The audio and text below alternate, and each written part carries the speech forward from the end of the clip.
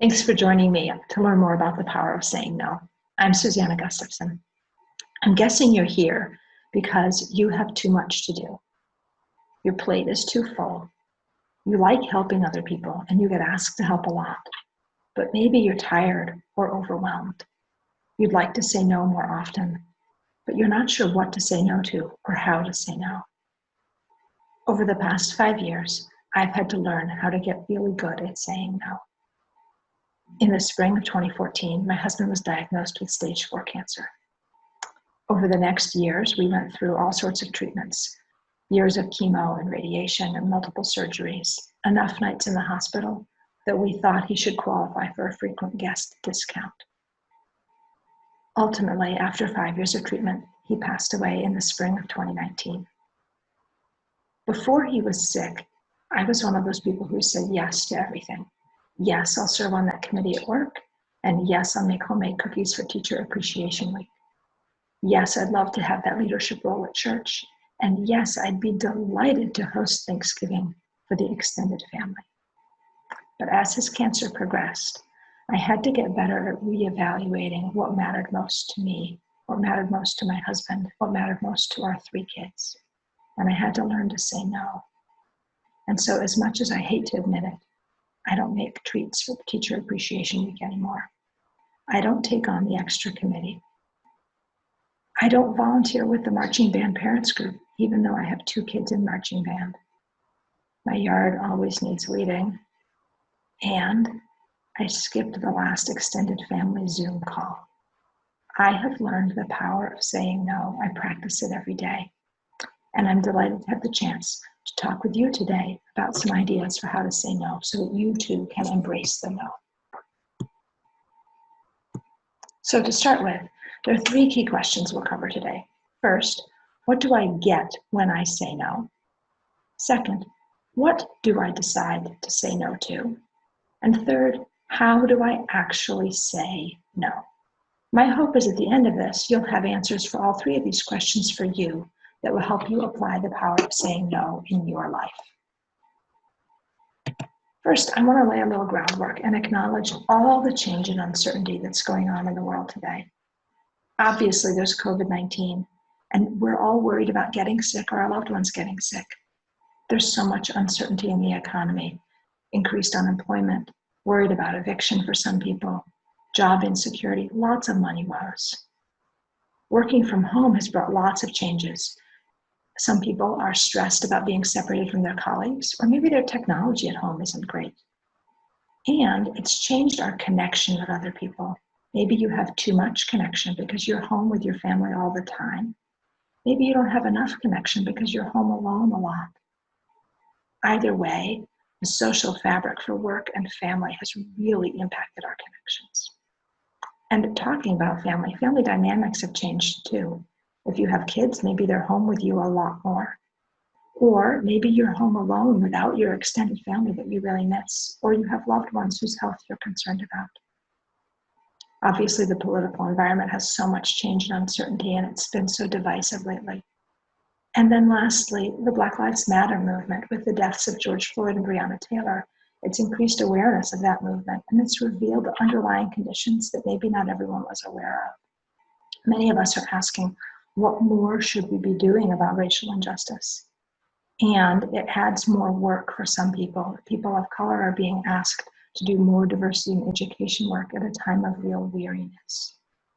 This is a lot of change and uncertainty over the last 6 months.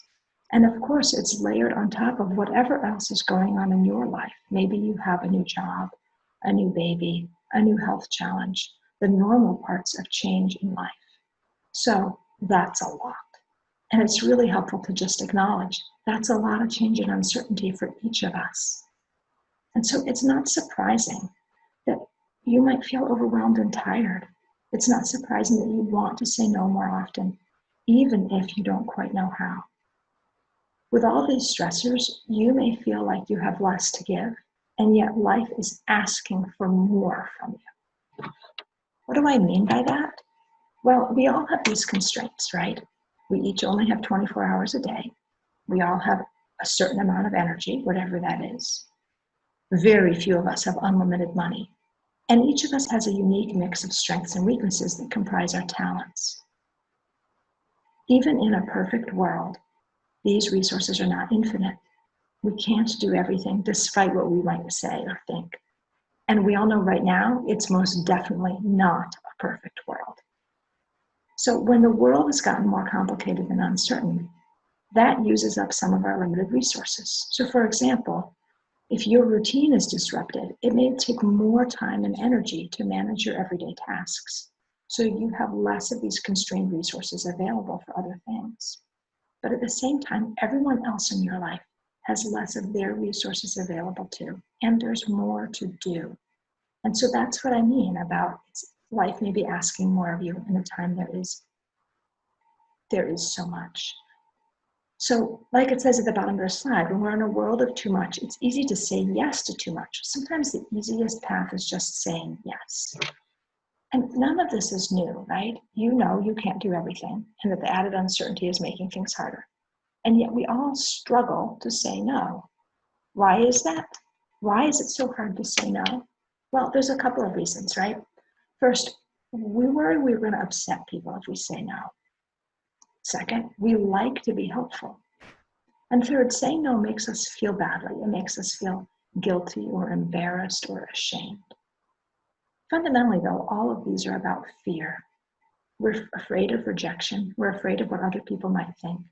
We're afraid of not getting future opportunities if we say no to that opportunity today.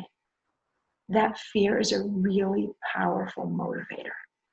And so in order to counteract that fear that motivates us to say yes to things, we're going to need some other powerful tools.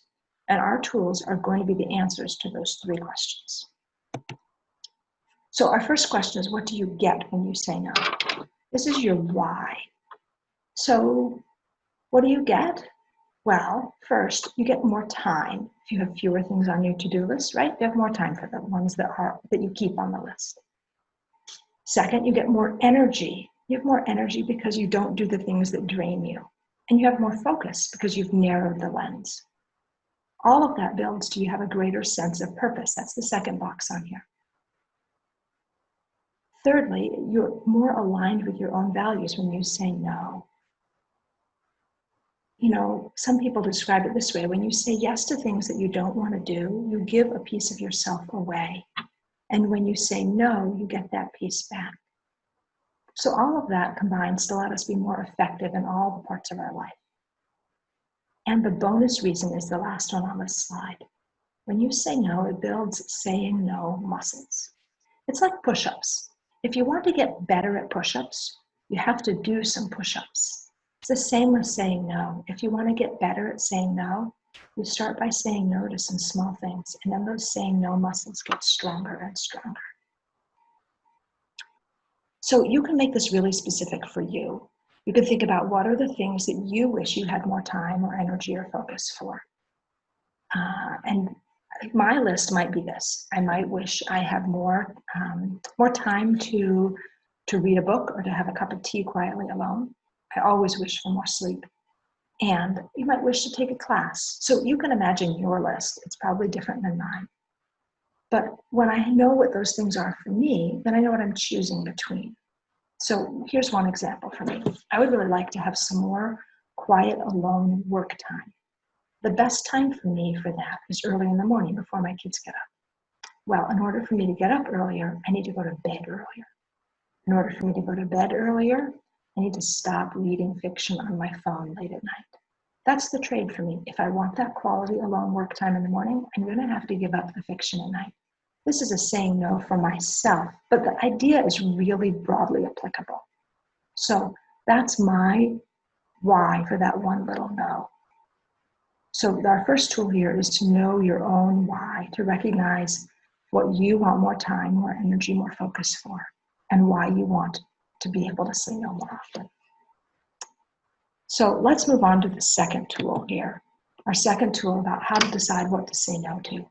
Because just because you know the why doesn't mean you actually know how to say no, or that you know what you're going to say no to. So we're going to work on those two pieces next. What do you say no to, and how do you actually say no? What do you say no to? Well, how do you decide what to say no to? First, I want you to hear what I said. what to say no to. There's no should in that sentence. And that's a really important point, because should is about what other people think. There's no what you should say no to or what you should say yes to. It's just what you decide to say no to and what you decide to say yes to. So set aside the should. Now, what are the criteria for deciding? Well, it's about your priorities and your values. So if we talk about priorities at work, ideally, you're part of an organization that has organization priorities, team priorities, and individual priorities. And hopefully, those are communicated broadly, known, well understood, and aligned. And then they nest well. The individual priorities add up to make the team priorities, and the team priorities combine well to make the organizational priorities. I know in the real world, it can be messier. If your priorities at work aren't clear, aren't well understood, aren't aligned, it's worth having some more conversations at work about that. But for today, I'm going to set that aside. We're going to pretend that those work priorities are well known and understood. And if not, you know you have some homework there. So the second place is about your home life outside of work. And your priorities at home are really driven by values.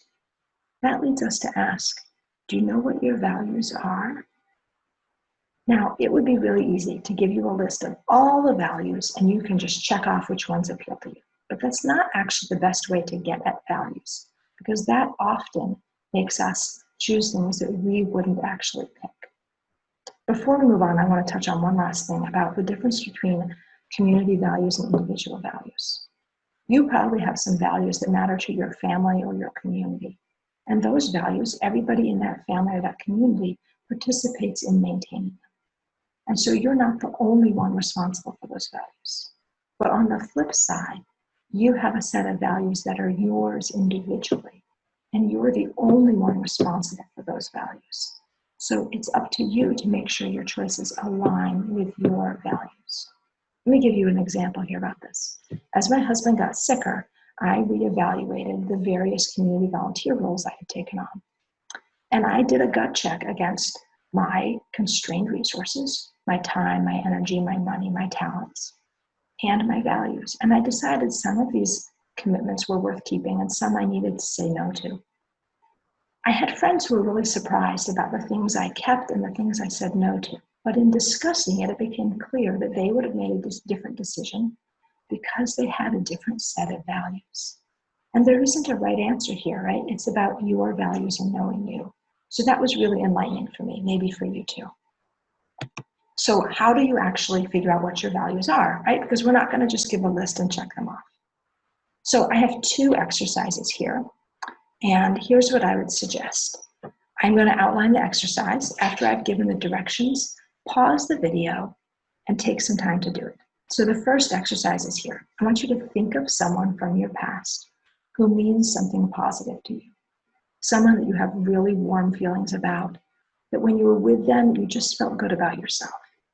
Importantly, not a partner and not a child. Someone else in your life. But you just smile when you think of them. I want you to actually write down their name, type their name, or however you're going to record this. And then make a list of why you think this way about your person, why you feel warm inside when you think of them, why you smile. Your goal here is to come up with at least 5 or 6 things on this list, but longer is better, so take your time. All right, we'll pause here, and then we'll be back. Okay, you're back, great. So if you look at that list about your person, odds are those are your values. These are the things that matter to you. Now, I'll show you my example to give you an idea how it works. So I did my friend Jenny. Jenny taught me to quilt. She always has a smile and open arms. She loves her kids and has high expectations for them. She has a great laugh and she laughs a lot. She's thoughtful about others. She doesn't judge, and she works hard at jobs she loves, even though she's part of a community that really values stay-at-home parenting. What does that tell me about my values? Well, I love learning new things. Kindness really matters to me. Family is a value of mine. So is fun and laughter. Giving to others, acceptance, ambition, and what I didn't add on here is also being true to yourself. So that's what I get out of this work on thinking about Jenny. Now, let me show you the other exercise to do, and we'll see what you end up with if they match. This is a funny one. A coach friend taught me this, and I think it's a great exercise. What I want you to do is make a list of the things that annoy you, bother you, irk you, those little things that just really get you. And then you're going to invert them, because the reason these things really irritate you is because you value their inverse, their opposite. So go ahead and pause and make that list. And this is a time where it's good to have a long list. So take the time, get yourself to 10 or 12 items. I'll be here. All right, great, you're back. You've got your list. So I'll show you part of my list and you can see what you think. So my annoyances, I really cannot stand meanness. Those little bits of where like someone's just unkind for no good reason, that really bothers me. Ingratitude, when friends don't reply, that really bothers me. Bragging and selfishness, these are things that just get at me. What does that mean about my values? Well, kindness is my number one value, followed by gratitude, connection, humility, generosity. You can see how these match up pretty well to my list from Jenny. And if I dug in a little further on this, it would match up even better. I have a long list. I didn't share all of it with you. So how do we use this? Well, there's 3 ways to use this list of values you come up with. The first is to look backwards at your past choices to check. So if you think of something you wish you had said no to, you can probably come up with which of your values it didn't align well with. And knowing that misalignment is really helpful going forward. The second way to use this is to look forward. So in the moment of deciding about, do I want to say yes or do I want to say no to this, you can ask yourself, which of my values does this serve? How does doing this thing help me be better aligned with my values? And thirdly, you can actually use that person you thought of in our first exercise as a measure. I ask myself, would Jenny say yes to this? Would Jenny want me to say yes to this? I don't actually text Jenny and ask her. The point is to ask the version of Jenny that lives inside my head, the version of Jenny that makes me feel warm and smiles. Ask her, use that person as a measure. So now you've got this list of values and you've got some ideas for how to decide what to say yes to and what to say no to. Let's turn to our third question. How do I actually say no? So for this, I have a pretty simple 3-part formula. Part 1 is acknowledge the worth of the request. This is where you say, thanks for asking me, or that sounds really fun, or what a great opportunity. Those short words of acknowledgement. The second part is where you actually say no, and you're going to point to priorities or constraints. This is you're going to use time, energy, money, or talents as the constraint here. And then the third part of the formula is to keep it short. So let me give you an example by inverse, and you'll see what I mean. We've all issued an invitation to someone who responds with, well, I'd love to do that, but my aunt is coming to town and I have a chiropractor appointment and I'm getting my windows measured for new curtains. And I have to clean up the house because I'm babysitting my neighbor's daughter the next day. And I'm not even sure if I have the right clothes for that event. And the longer they go on, the less we believe them. So keep it short and simple. You don't actually owe anyone that long of an explanation anyway. So how does this play out? Well, let's divide and talk about work and home separately. So some scenarios at work. You probably have coworkers who ask you for your help with things and you like to help them, but sometimes you'd like to say no. How do you do that? It can be as simple as the 3 steps of the formula. I'd like to help with this, but I'm completely booked until mid-September. You can even add a sentence of, I could carve out some time in mid-September if that's still helpful, but I don't want to slow you down. But you don't actually have to say that. With your manager, it's a little different. It's more successful to point to priorities with your manager. So you might say, I'd love to help. As you know, my current priorities are X and Y. We'd need to deprioritize one of those in order to open up time for this project. Which of those would you like me to deprioritize? You can also even make the suggestion. It seems like this might be a higher priority than X. Is that true? Now, you may say, that doesn't actually sound like a no, But what you're saying is, let's look at my priorities and reevaluate which of these needs to be the no, because they can't all be on the list. Last minute requests. We've all gotten these. I need this information right now. And you're in the middle of something else and you actually really can't help. Or if you do stop and help, it will really put you behind on your own deadline. It's okay to say, again, I wish I could help. It sounds really important, but I'm on a deadline for this other project. You might ask this other person, Samantha, if she can help. But otherwise, I think you'll have to proceed without that information. It's okay to prioritize the things that are on your list. Lastly, meetings, right? We all get invited to meetings. Some of them we don't want to go to. Some of them we know we shouldn't go to. Some maybe we want to, but we decided to say no because they don't align. So it's okay to say thanks for the invite. I won't be able to join. I need to use that time to focus on some of my other priorities. Let me know what comes out of it. That way you've expressed interest. You've expressed an acknowledgement of the value of it, but it doesn't align for you.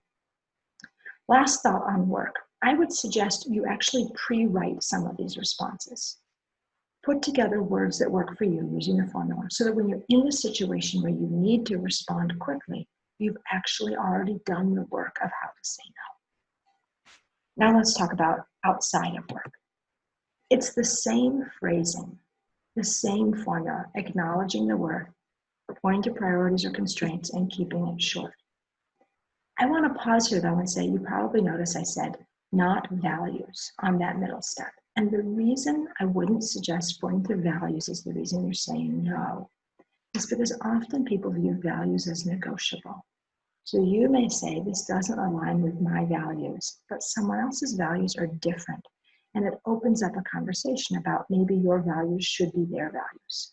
If you don't discuss values here and you just point to priorities or constraints, it can be easier to get your no accepted easily.